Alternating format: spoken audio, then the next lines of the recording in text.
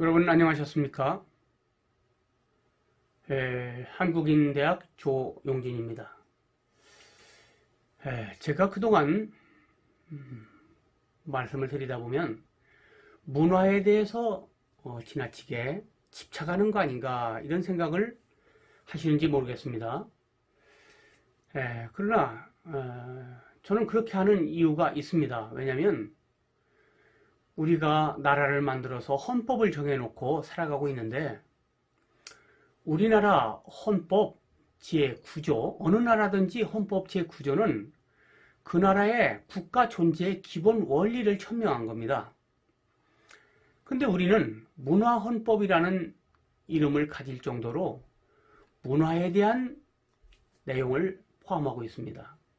대한민국 헌법 제9조에 보면 국가는 전통문화의 계승, 발전과 민족문화의 창달에 노력하여야 한다.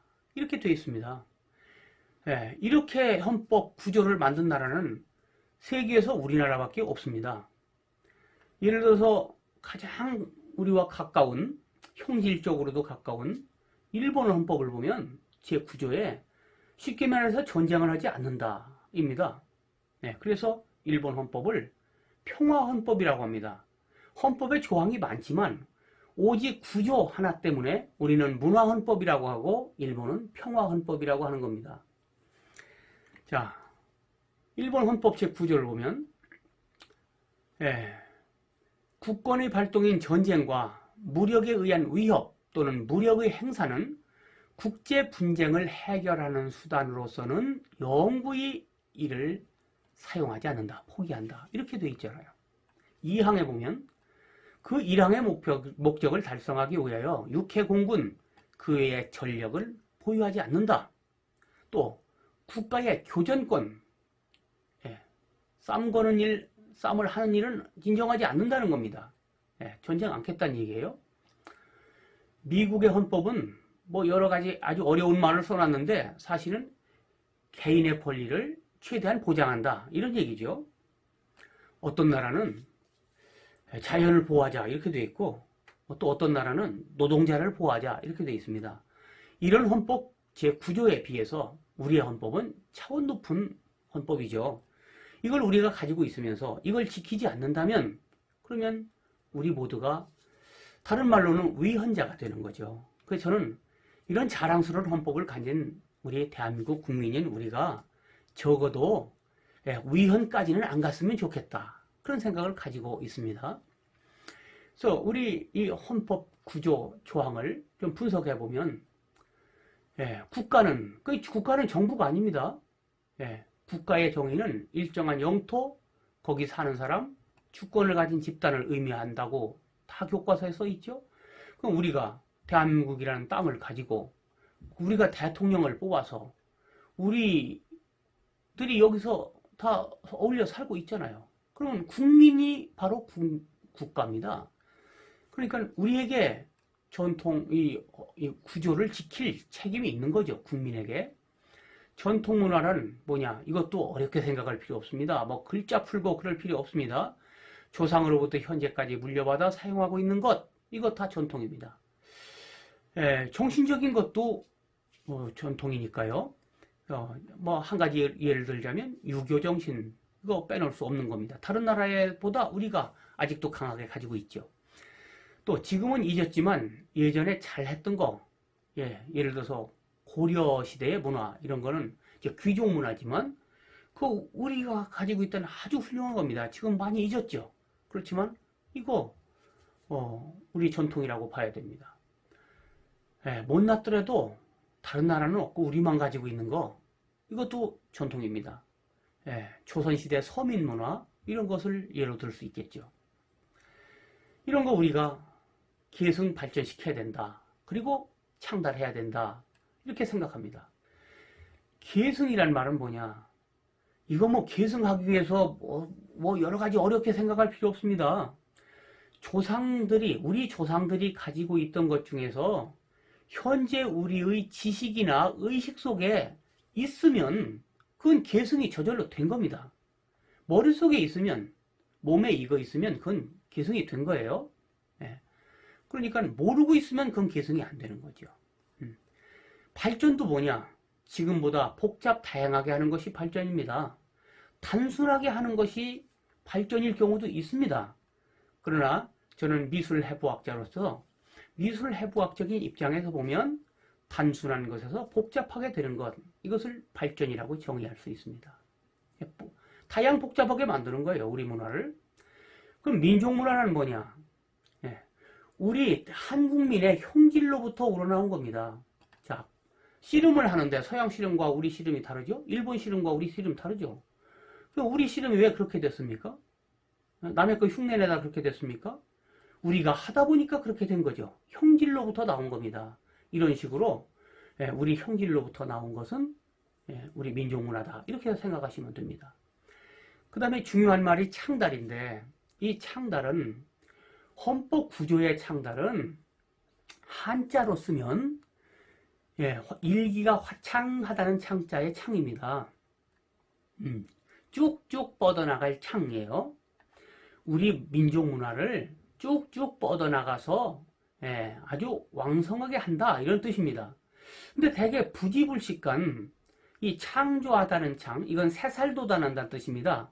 칼로 상처가 난 곳에 새살이 돋아난다, 이런 뜻인데, 이 창달이라는 단어는 우리 국어사전에 없습니다. 한국어가 아니에요. 일본어도 없습니다. 중국어에도 없습니다. 있지도 않은 말을 우리는 염두에 넣고 있는 거예요. 그래서 우리 갖고 있는 것을, 창달이라는 말은 가지고 있는 것이 있어야 쭉쭉 뻗어나가게 하지요. 그래서 있는 것을, 우리 것을 쭉쭉 뻗어나가게 하자. 이게 헌법 구조의 창달입니다. 마지막에 노력을 해야 된다, 이렇게 써있죠. 노력, 가만 놔두지 말고 노력해야 된다. 노력이라는 말은 인위적인 계획과 실천을 가지고 하는 것을 노력이라고 합니다. 가만 놔두는 건 방치예요. 그러니까 우리가 우리 전통 문화를 계승, 발전, 창달하는 데 있어서 인위적인 계획과 실천을 해야 된다, 이 말입니다. 누가? 우리가 국가니까. 근데 그걸 헌법 정신만큼 잘 하지 못하는 것 같아서 제가 아쉬운 마음이 드는 겁니다. 자, 우리가 열심히 말을 하고 글을 써왔는데 결과적으로 영어식이나 일본어식으로 바뀌었다? 그러면 우리의 언어 문화를 잘 한 게 아니죠. 그림을 열심히 그리고 가르쳤는데 결과적으로 보니까 일본 미술의 아류로 만들었다. 그러면 잘한 거 아니죠? 왜? 헌법 구조가 그렇게 되기 때문에.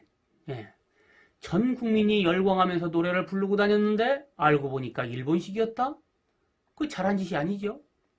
헌법에 위배되는 겁니다.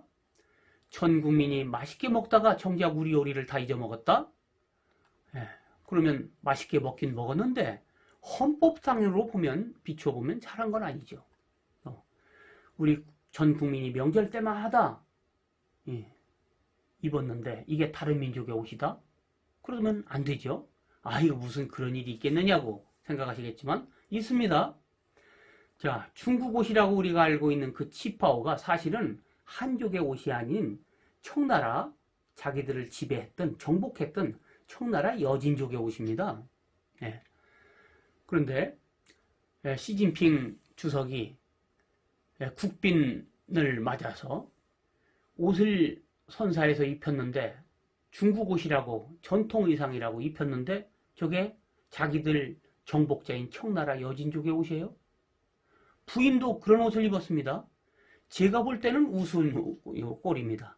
그럼 한족의 옷이 없느냐? 있습니다. 그런데도 저렇게 하고 있는 거죠. 제가 볼 때는 우스운 일이에요. 물론 중국 헌법 구조는 전통 지키자 이렇게 돼 있지는 않아요.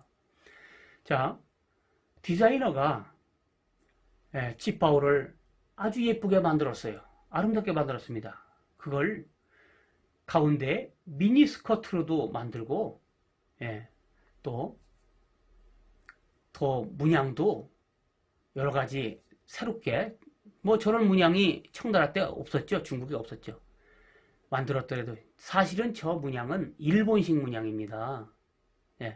그러면 제가 볼 때는 우스운 겁니다. 자, 구조는 치파오의 구조라고 할지라도 거기 들어가는 문양이 일본 문양이면 완벽한 전통에선 어긋나죠.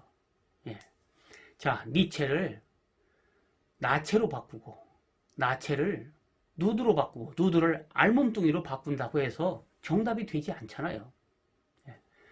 적어도 다른 나라는 몰라도 문화헌법을 가지고 있는 우리나라는 그러지 않아야 될 텐데 문화헌법의 뜻을 아는 분도 많지 않은 현실을 제가 보고 제 방송에서나마 강조해야 되겠다 이런 생각을 가지고 있는 겁니다.